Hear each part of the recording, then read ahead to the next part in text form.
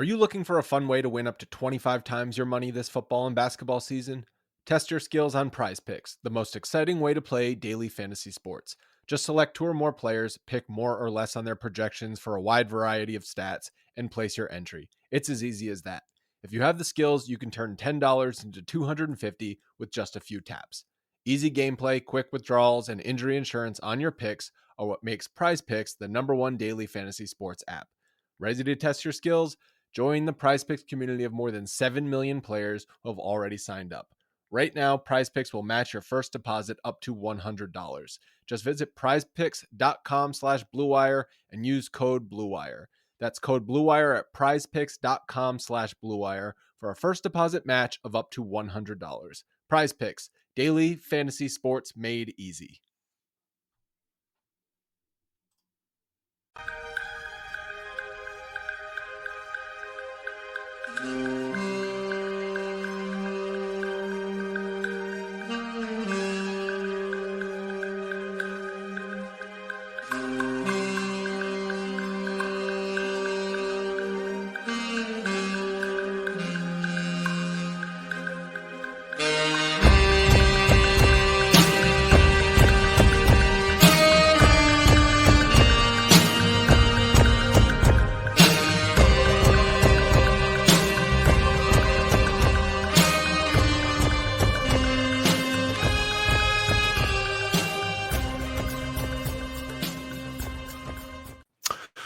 Welcome to Pod Mavericks After Dark. This is Kirk Henderson and Josh Bowe. You are joining us on Monday, July 3rd. It's about 9:45. Thank you to those who are hanging out with us live. We have to bump the times around sometimes with these live shows because, frankly, real life happens and it is the off season.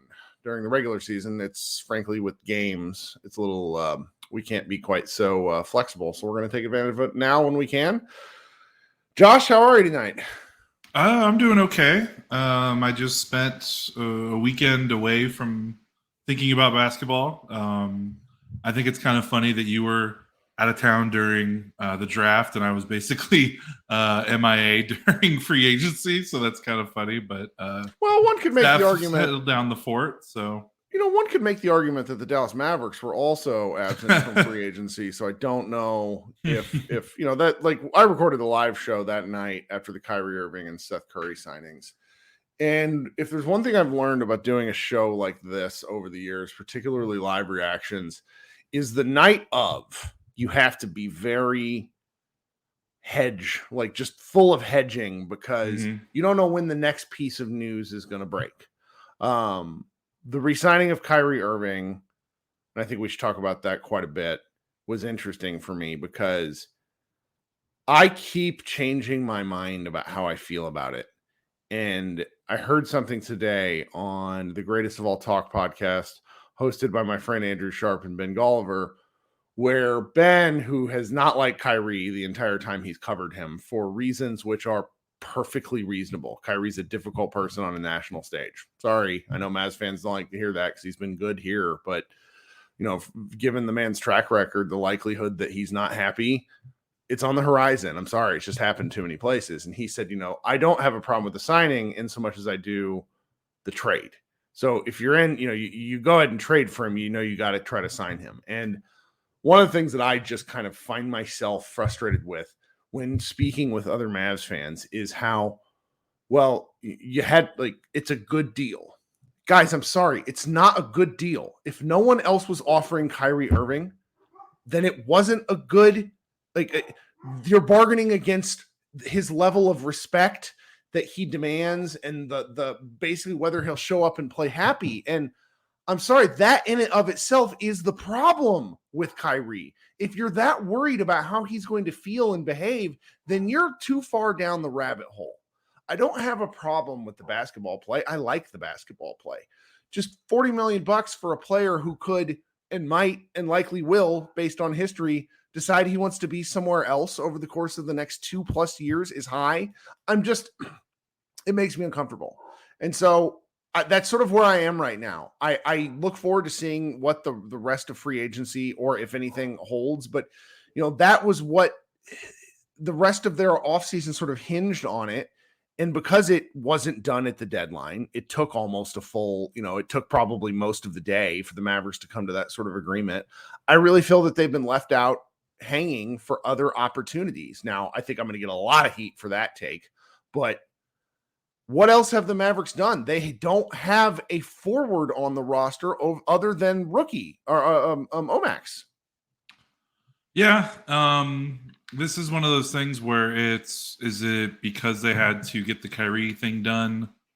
Is it that, or is it just these guys weren't on their list because they have, were they even interested in these guys? We don't even know. I think the thing that we can assume right now is that we know the plan. Like, even though, it's been kind of reported through sourcing, but like, you read you just look at the roster, you look at what's available, you look at what they have left available. Like, it's obvious that they went into free agency thinking, okay, we're going to use the MLE on a restricted guy like Grant Williams. And we're going to try to trade Tim for something that helps our big or forward depth.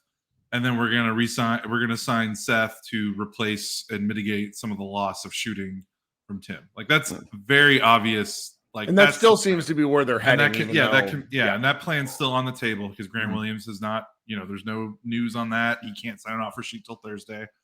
So that's the plan. Whether we like it or not, that's, another debate, but that's what it is. And so I wonder, it's like, for instance, I like the guy like Taurean Prince, who went off the board pretty early to the Lakers, but it's like, did they even they might not have liked him. So it's not a matter of, oh man, they couldn't do this deal because of Kyrie. Is it more, well, he just wasn't on their list because they had this plan and they're still kind of do it.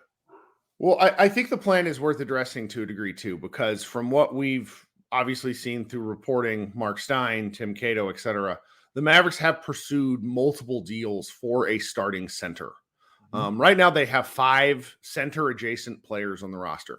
They re-signed Dwight Powell to a 3-year, $12 million deal, which just drove people batty in ways that I can't contextualize. It's just they just don't want, a lot of people just are so tired of him.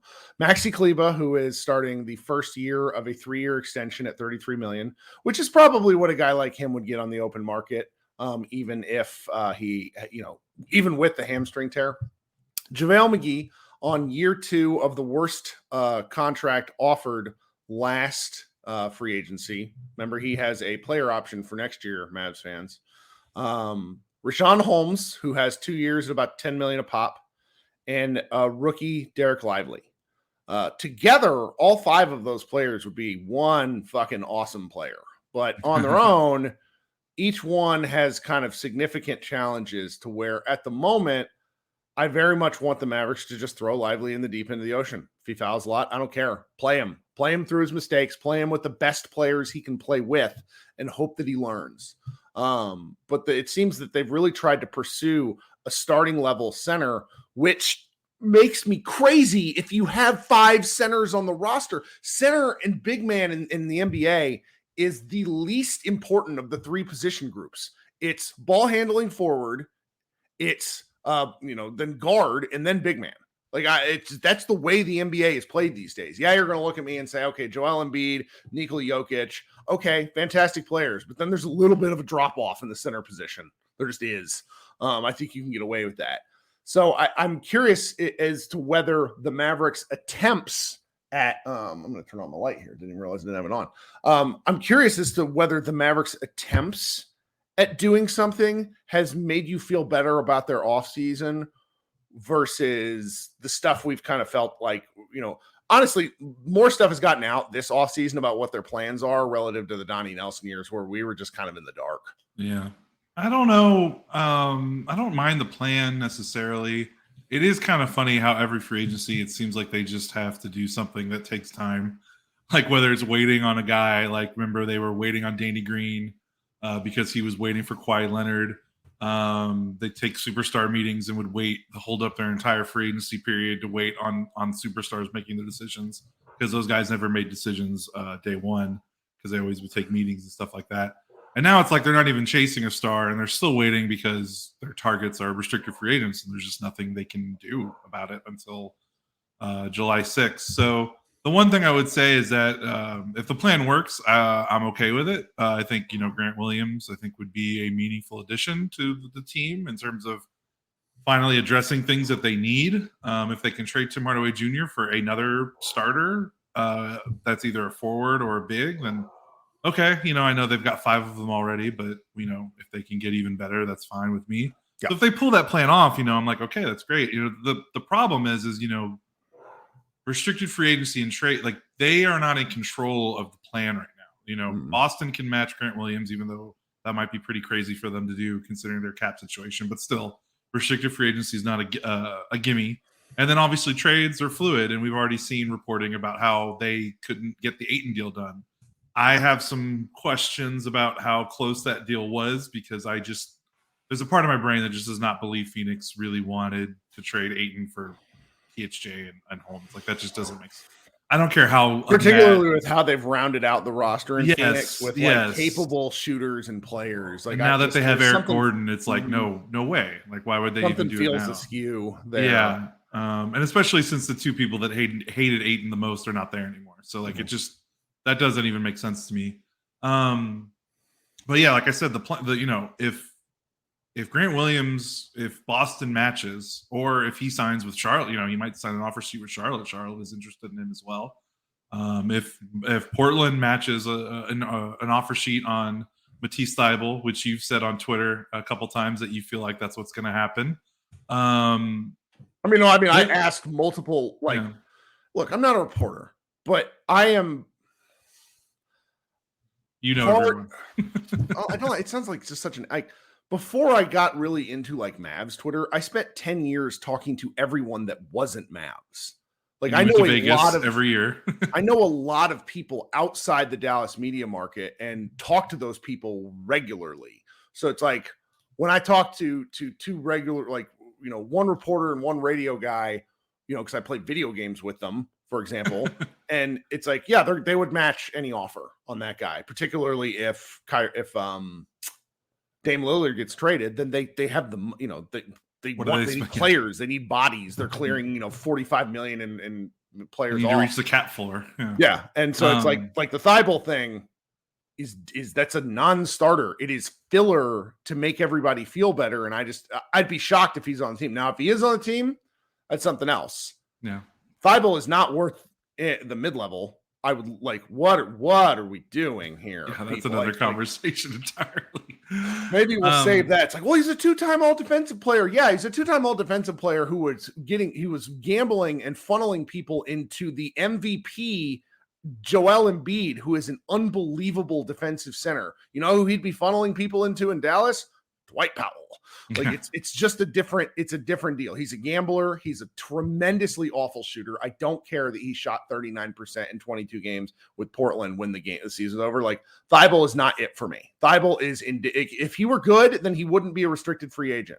Yeah, that's tough. And especially his qualifying option is like it's like $6 million. Yeah, so your offer has to be more than that, and if it's more than that, then that's over half the MLE, and it's like I don't know if I want to spend that much right and on Grant such Williams, a one-dimensional player. Grant Williams, at least that's a different kind of guy. 2 sides of the ball. Yeah, they're also mulling in Boston having to give Jalen Williams the $300 million contract. So if they didn't offer or chose to match Williams, it doesn't have anything to do with him. Well, I mean, it has a little bit to do with him, but it's more a statement on their financial situation than it is on Williams' ability to play basketball.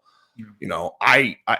I can't shake everything that I've heard from like national Boston guys that everyone in the Boston locker room found Grant Williams annoying, which like is just patently hilarious to me. Like stuff like that never gets out about players. Is your Spencer Dinwiddie spider sense tingling with Grant Williams? Big. But the flip side of that coin, and this is a reasonable counter, he catered openly to Luka all year.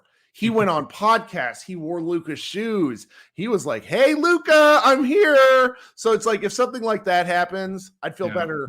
That would make my feeling about the offseason a lot better. That makes me feel better about him because that means he's smart because he knows what type of player he is and he knows what type of player Luka gets paid, which is exactly him. The role-playing defensive forward that can hit spot-up threes. Yeah. He's probably looking at how much Luka got Dorian paid and all that. So, I think the thing that I was talking about like the plan is fine if they execute it. What worries me is, like, again, restricted free agency, they have no control over that. Trades, they have slightly more control, but if they reach an impasse like they reportedly did with Ayton, they're at the point now where there's not really there's not fallback if they can't execute the plan, because Torrey Craig's off the board, Taurean Prince is off the board, some of the other maybe forwards you want to try to get for cheaper are off the board.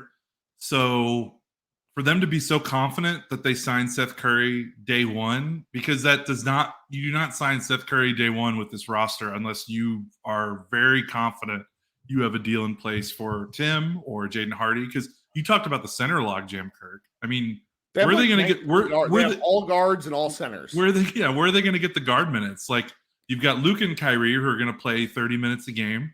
You got THJ who can, I guess, play some three, but you don't want him to. You got Jaden Hardy. You have Josh Green who can play some three, but you want to keep him around the 2 or the 3. You don't really want him playing 4. Reggie Bullock, you don't want playing the 4. They just signed Dante Exum as well. Like, their 2 signings, their free agency moves so far have been two guards and then bringing back Dwight Powell. And I don't think you do that unless they're expecting to rearrange some deck chairs. It just doesn't make any sense. Like, I know that we brag on the Mavericks front office for being dumb and not forward thinking, but like, this would be if they don't have a deal in place by the end of this week for a guy that can play the 4 and with the MLE, and then a trade in place, whether they're trading Tim or they're trading Green or they're trading Hardy, then there's some problems. There's some big problems. Let me ask you this question. I engaged with Kevin Gray a little bit online about this.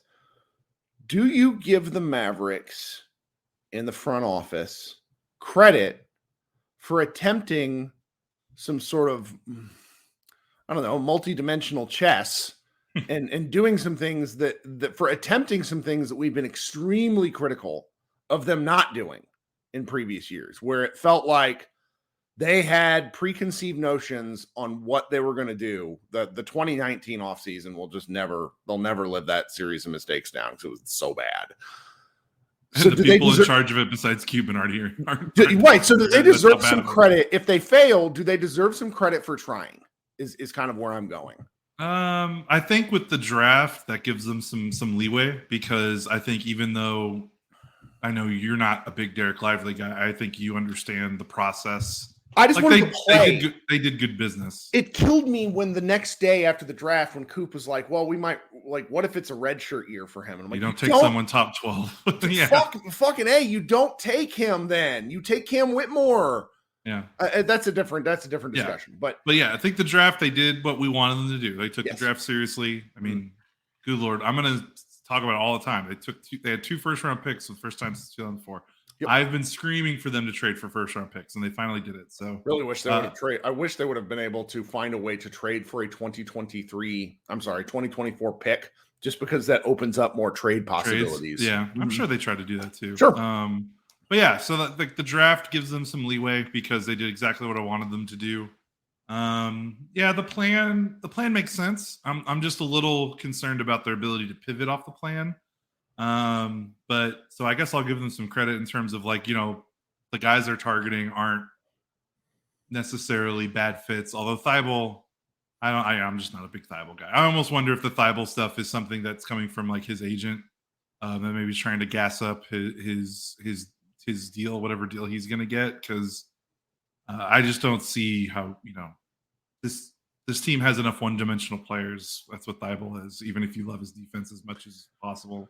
So, like, Williams makes a lot more sense because he can just do things on both sides of the ball. Thibault just cannot. So, we'll see. And then of course I wrote my piece today. Like, I'm big on the PJ Washington train. That's like the one move that, like, could really surprise me. I don't think it's very low chance of happening, but that's another guy that's out there that, like, no one is talking about. Like, he has no buzz around him. So usually the rational thought is, if there's no buzz, then that means he has a deal already in place with Charlotte, and the league already understands that. But so yeah, that's kind of what I want. That's kind of what I'm thinking. We're driven by the search for better. But when it comes to hiring, the best way to search for a candidate isn't to search at all.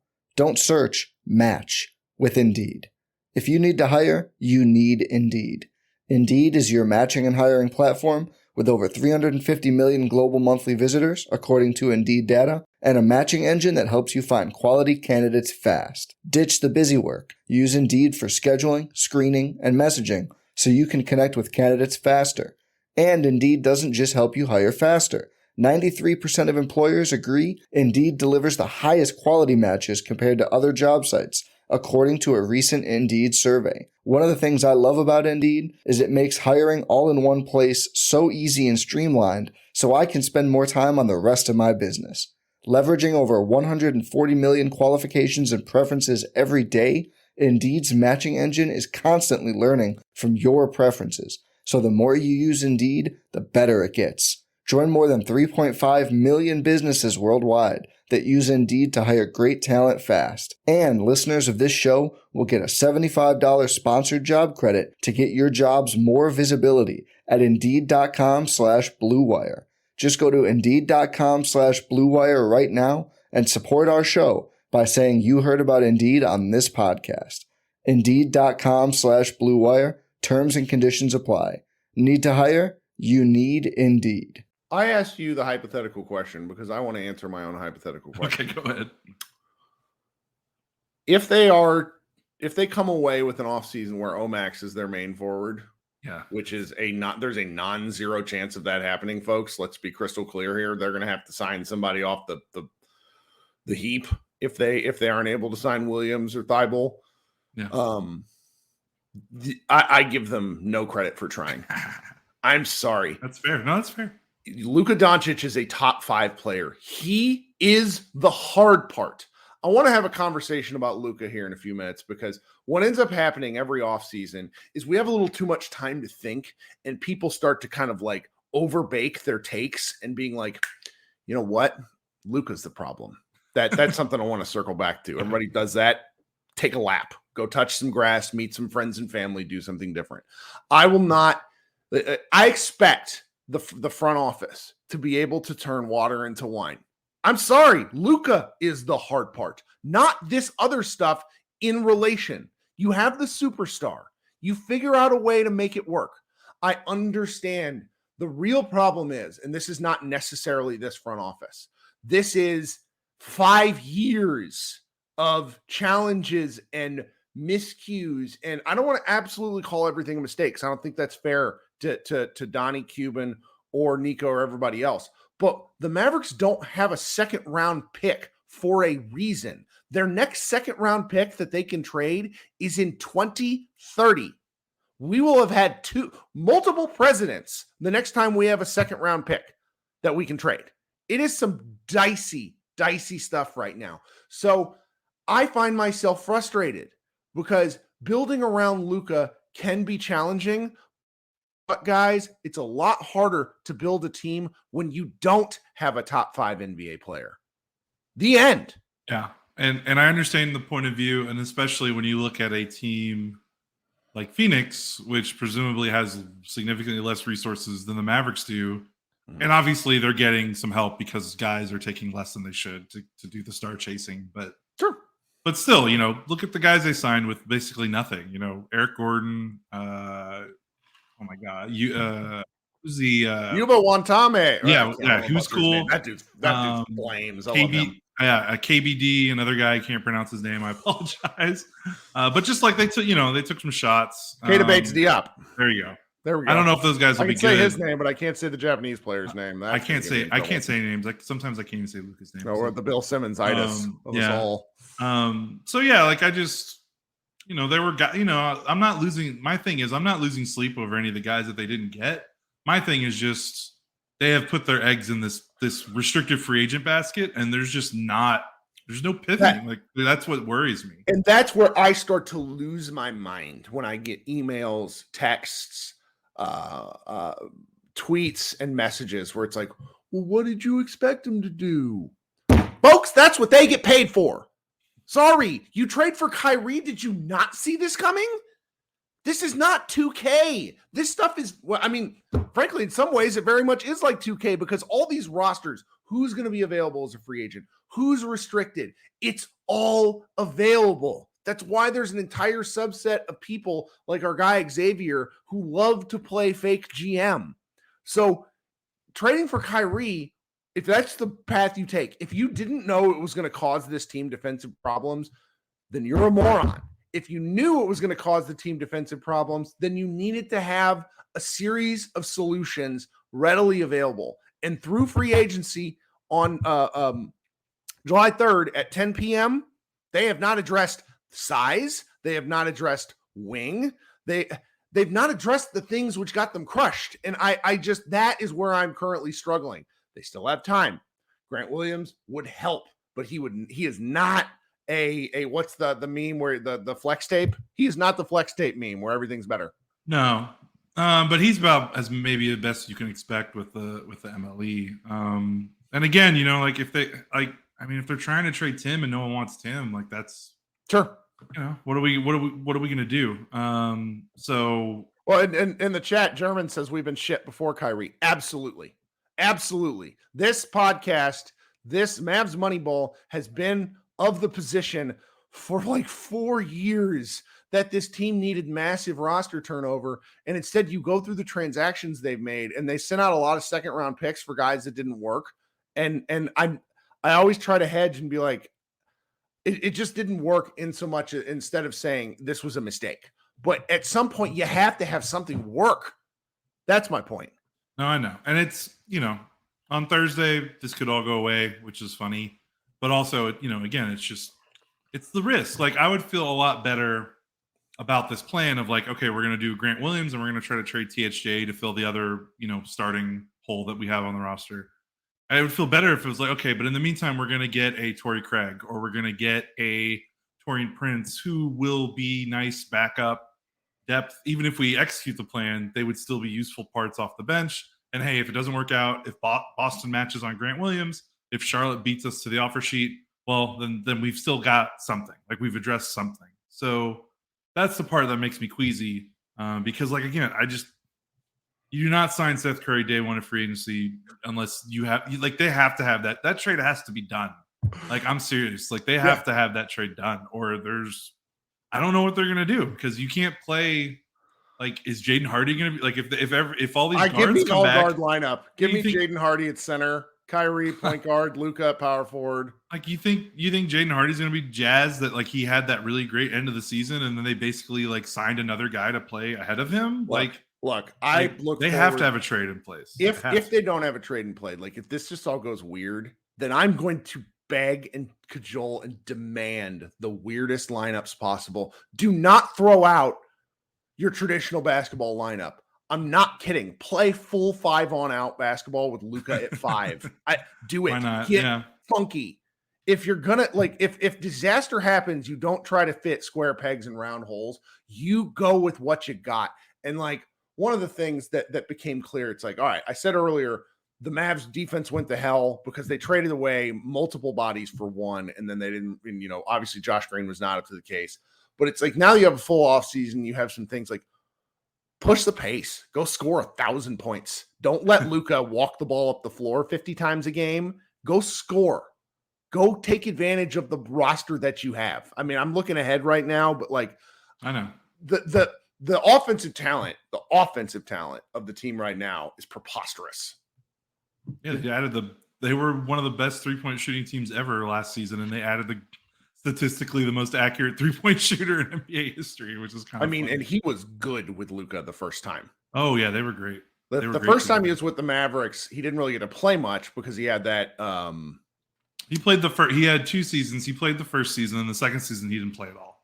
He was okay that first season, but yeah, the next time with Luka, I mean, it's like the one thing that Kyrie, the record for offense. The one thing that Kyrie brought that the team needed was pace.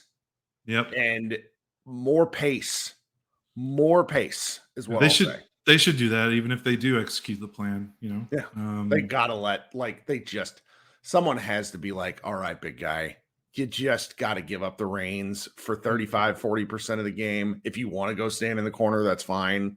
But we're gonna let other things happen. Yeah. And how do you let rookies ease into the game better? Let them run like Lively and Prosper. Let those guys get out in the open floor in transition, Sure. Not have them worry about remembering half court sets or whatever, Yeah. So Yeah, I don't know. We'll find out. Thursday is the day. I think we'll know by this weekend whether they've executed the plan or uh, they have not. Yep. So, Yep. Does that now allow me to pivot into my yeah. a little? And I think I've kind of hit on some of my points already, but it's like Yeah.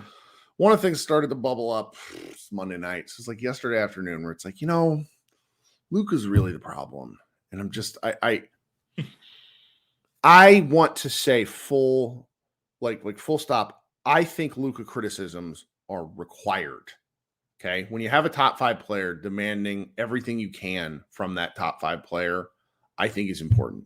I think for this season in particular, Luka's going to have to come in and prove every single possible doubt about him wrong.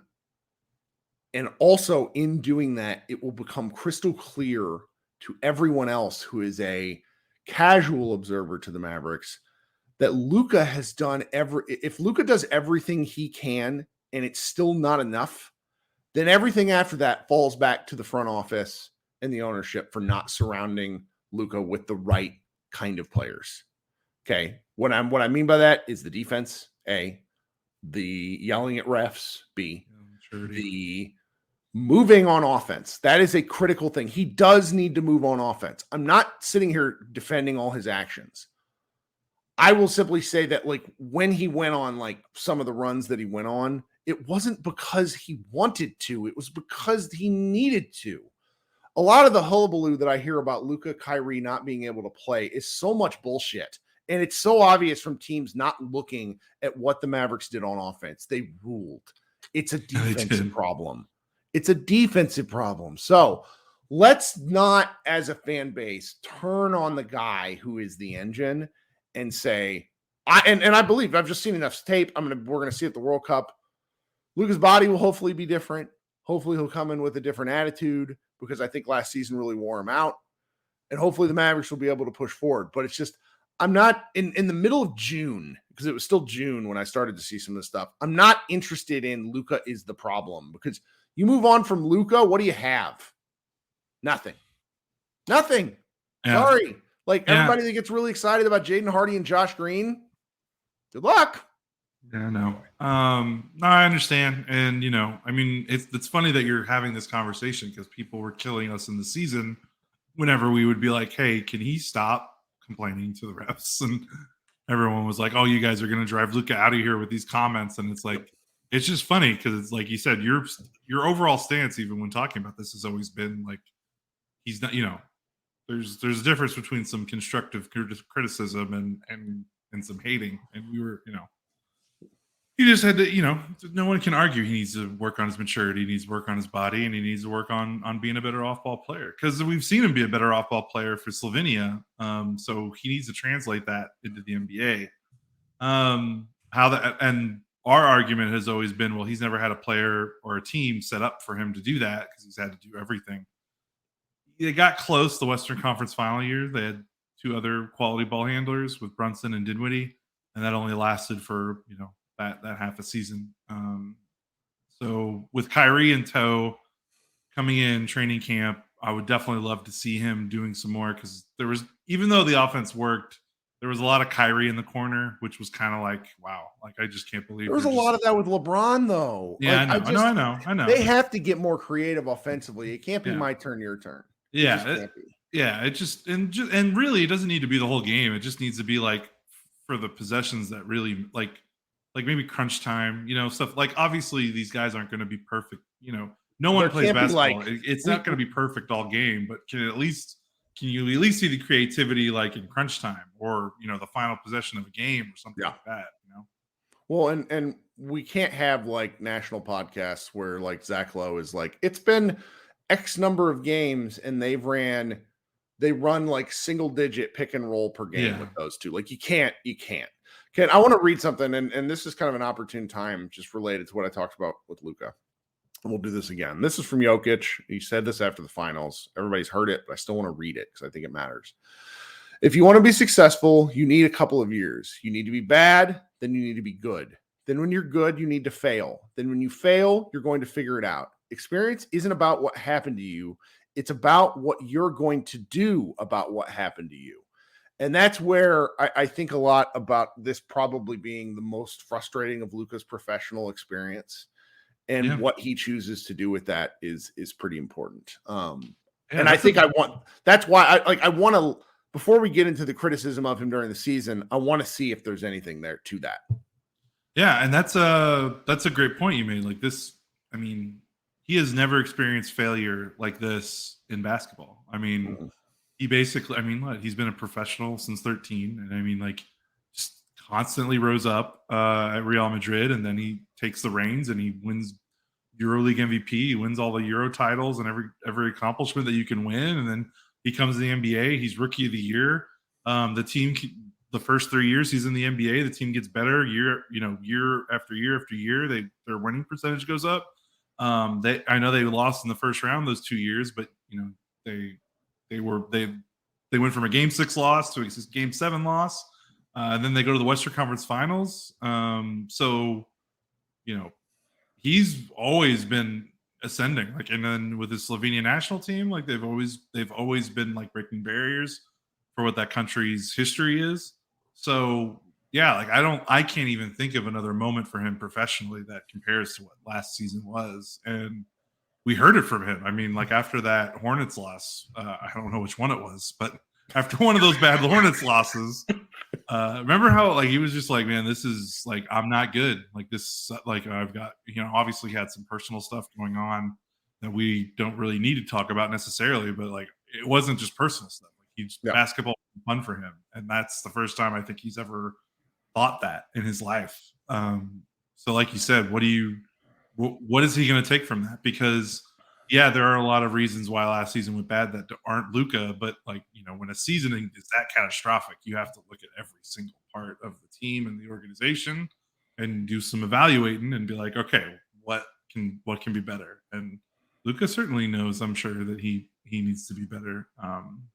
And we'll see how he responds to that. I mean, we certainly saw here in Dirk definitely took the low points and used that as motivation to be a better player.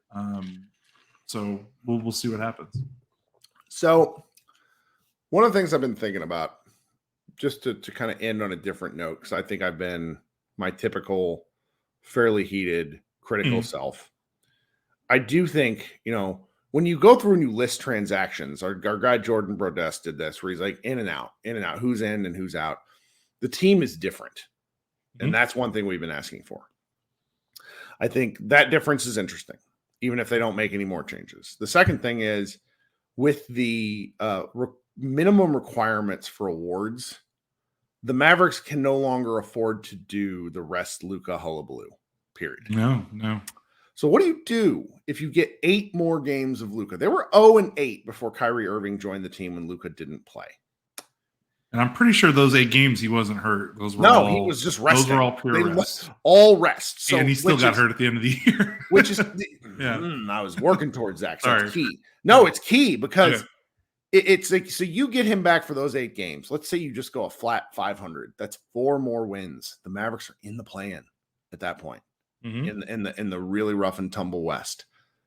And that's with a team that we kind of think categorically from top to bottom. While it's different, it's not better, and it's really not worse. It's just weirder.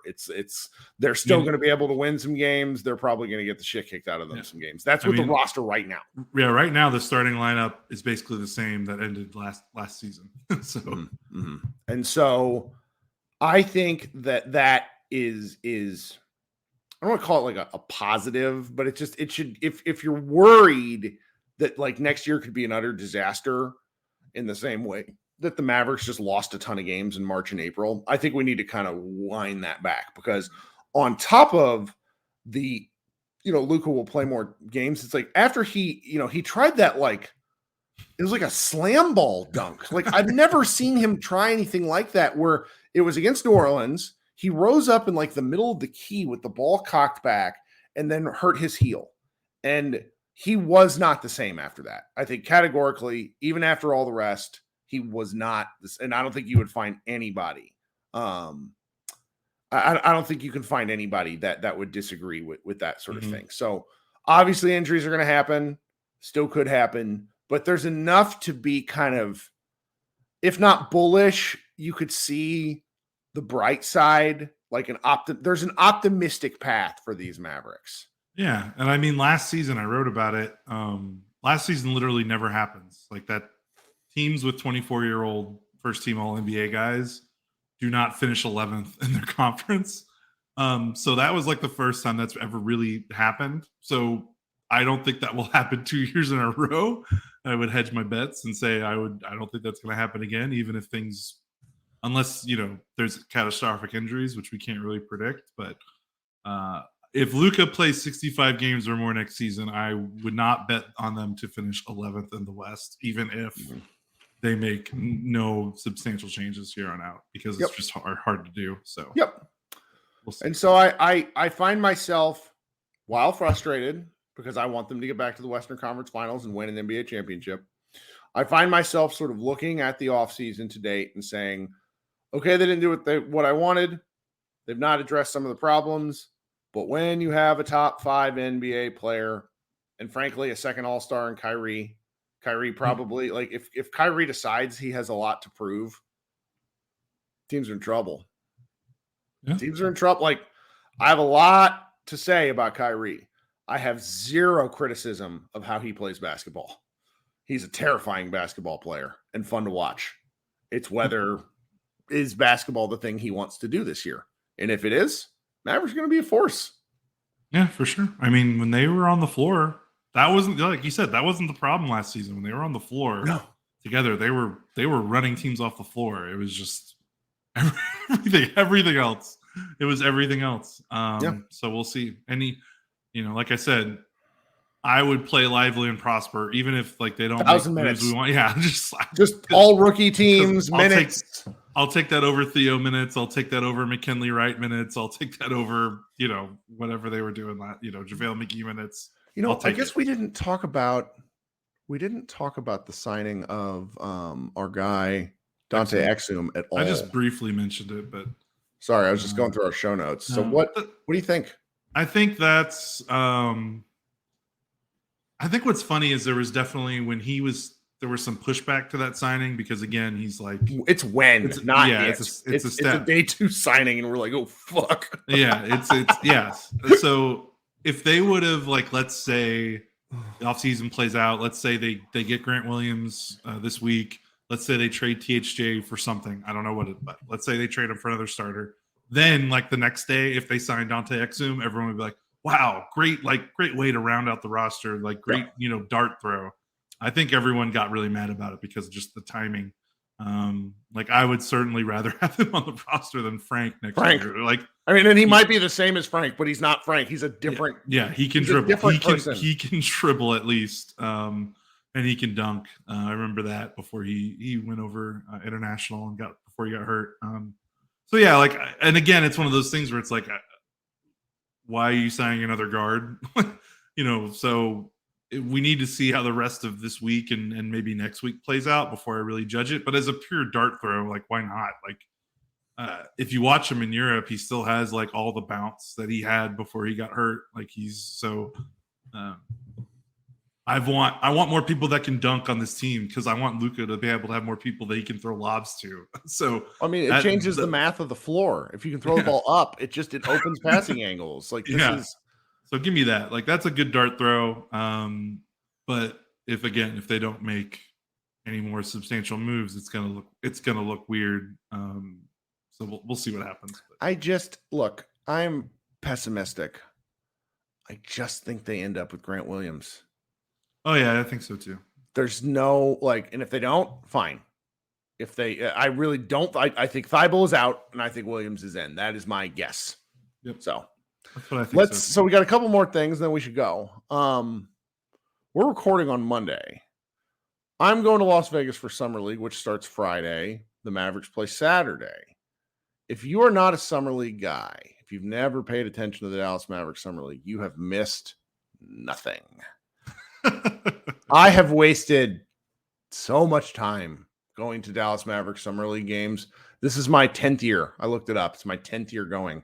This will be by far the best team they have fielded by a country mile. That's largely because they never let Josh Green play ever, which is a travesty. I still can't believe that. Jaden Hardy played last year, but he was probably the best player on that team. AJ Lawson was also on that team. The Dennis Smith Jr. teams were okay, but it was like when Dorian Finney-Smith Jr., like I was pretty convinced that he was going to get like ejected into the sun. Like he looked like one of the worst basketball players alive. Dorian Finney-Smith did back then. But that's kind of it. And we're talking in a decade plus. And so this year they're going to be throwing Jaden Hardy, which I cannot believe Hardy's playing. Like him alone is why you got Derek Lively, obviously. Oliver, we have Mr. Prosper. Thank goodness. Mike Miles Jr. of TCU. There's McKinley Wright is playing. AJ Lawson is playing. Marcus Bingham Jr. is playing like that. And he was a guy that the Mavericks had last year. He was like their whatever the like titled section 10. I can't remember what it's called. I don't want to exhibit 10 contract. So it's in my opinion, Summer League basketball is dominated by the guards because it's a matter of can guards run the offense? Well, we saw during the season McKinley Wright run an offense. That will allow Jaden Hardy to play off ball, which is I think where he thrives. Mike Miles can run an offense. Who's the little guy? I'm looking up UAB. Yeah, it's the guy from UAB. I can't remember his name off the top of my head. This is good. This is just terrible podcasting. That's another true hooper. Okay, Jordan Walker. Is that his name? Yes, that's and him. He's like 5'11", but likes to score. Just loves to score. And there's a guy, Josh There was a Nigerian basketball player ended up playing the Nigerian basketball team the Mavericks had several years ago. And one of my friends is like, if you thought that guy was a gunner, this guy is a gunner's gunner.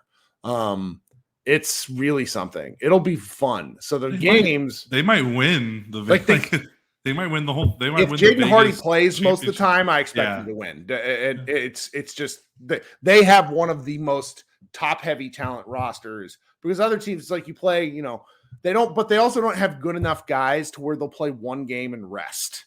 Does that make sense? Like Lively will play in all of these games. Probably. He should. If unless there's an injury concern, like that sort of stuff, these guys should play a lot, which means they're guaranteed 4 games. I don't think they do a tournament anymore just because guys stop trying. But like they could be one of the best teams in Summer League. They play Sunday. They play Saturday at 2:30. That one is on NBA TV, or ESPN2. Then they play Monday at 7 p.m. on ESPNU. The Mavs.com might also broadcast. You never know. Golden State on Wednesday at 4:30 p.m. on NBA TV, and at Indiana on Friday. And it's like, look, guys, like, if you've never paid attention to Summer League basketball, it's horrendous. It's because these guys just haven't but it's so much fun. Like, if you need basketball-like substance and want to see guys playing their asses off, this is for you. I go most years. I recommend it. It's silly. It's a great time. Yes, I'm really enthused about this year's Summer League team. Also, it's easier to be enthused. Like, the reason why we've never really been enthused about it is because they don't care about the draft. And if they don't care about the draft, the Summer League team's not going to have any good, fun players on it. I mean, this is first time they've had 2 first-round picks in almost 20 years. Like, hell yeah. Like, people, like, if you're jacked up about what they did in the draft, you need to watch Summer League so you can see these 2 guys play. I don't know if it's the Utah Summer League or if it's the Northern California Summer League, but there's Summer League going on right now. And Salt Lake, yeah. So of the Memphis Grizzlies, David Roddy hit a game winner, and like David Roddy whipped our ass when he was on, like when it was like the only good game he had all year. If everybody remembers him, he's like a 6'5", like linebacker looking guy, but he was running pick and rolls with Kenny Lofton Jr. And it was like 600 pounds of pick and roll, just magnificent. Yeah. And it's like, if you ever love like deep down, prospect stuff, that's where you really watch basketball. Cause it's like, there's WNBA going on. The Wings are an interesting team right now, but if like you really want to watch like some just grinded out basketball, Summer League is it for you. Yes. I'll agree on all counts. Oh yeah, Jared Dudley's the coach. Thanks, Ryan. And if you go, you can see like, I don't know, like GMs just like hanging out like right. I got to give I got to I saw Popeye Jones, and my mother. I've shared this story, but I don't care because of the photo, your kid photo, right? My kid photo. I was in the 6th grade, and I went to Jared. I went to Popeye Jones's basketball camp the week he was traded to Toronto Raptors. So he wasn't at the camp at all, but we all got like an individual photo with him. I still have the photo on my phone because my mom sent it to me when she was like packing up and moving. She just thought it was funny, and I just saved it because it was hilarious. And then I ran into him in Media Row, and I showed it to him, and he let out a laugh you could hear on TV because it was just like one of those quiet moments. And he was like, "What in the world? This is great." Yeah. And I was going to say, all these guys are usually all the wheeling and dealing is done. So they are not like, they're just stressed out of their minds. They're kind of like, they're more relaxed. So yeah, like you've had a lot of great stories. It's really fun just walking around Vegas. Seeing who you're going to run into. Calvin Booth, that was probably my favorite, who is now the Nuggets GM and killing it. Yes. Calvin Booth, great time. Okay, so I don't know what our recording schedule is going to be like, to be quite honest, because I don't know what kind of internet I'm going to have. I'm going to try to get something up. It might not be video, it might be audio only, which I hate, but that is what it is. I've not once asked all podcast long for anybody to like the stream and subscribe to the show. I need to be doing that. We both need to be doing that, but alas, what are you going to do? Thanks for hanging out with us here on this weird Monday night. I hope everybody keeps all their fingers. Don't hurt yourself operating fireworks. Wear sunscreen. It's hot out here in Texas. What are you going to be doing tomorrow, Josh? I think we bought some like really harmless fireworks for a 2-year-old, like smoke bombs and like, what do you call it? Like more like noisemakers. Yeah. So we'll have some fun with that. Yeah, I don't know what I'm going to do because my family. You're alone. I'm alone in my house. You degenerate. It's really weird. Like I feel super guilty. Chipotle. I feel so guilty because it's like, number one, my son, my wife is out of town with our sons visiting family because I have to do work and go out of town on Friday. It just didn't make sense for me to go, and I feel so guilty because it's like you only get so many holidays with your kids, and I'm just like, fuck. That didn't really occur to me till today because honestly, like you said, I was just like super excited to be play video games and be around the house. But it's like I've been like watching, like I watched like 6 episodes of Apple Plus's Silo, which was a book. It's based on a book our old editor LJ told me about right when I joined the site like 10 years ago. She was like, and it's just super cool. But I'm just kind of hanging out. Me and the boy watched we're only acknowledging 3 Indiana Jones movies in this household. Right. And they were all so fucking good. I hadn't seen them in like 15 years, and I love basketball. I also really love not basketball. Oh, you'll like this. I bought my 2-year-old a week ago. Like they just toddler shirts at Target, and I bought her a Spider-Man shirt, and she asked like, "Who's that?" And I said, "That's Spider-Man." And we are 2 weeks later, and the only thing that we watch in our house now is Into the Spider-Verse. And our 2-year-old will sit on the couch and watch Into the Spider-Verse from start to finish.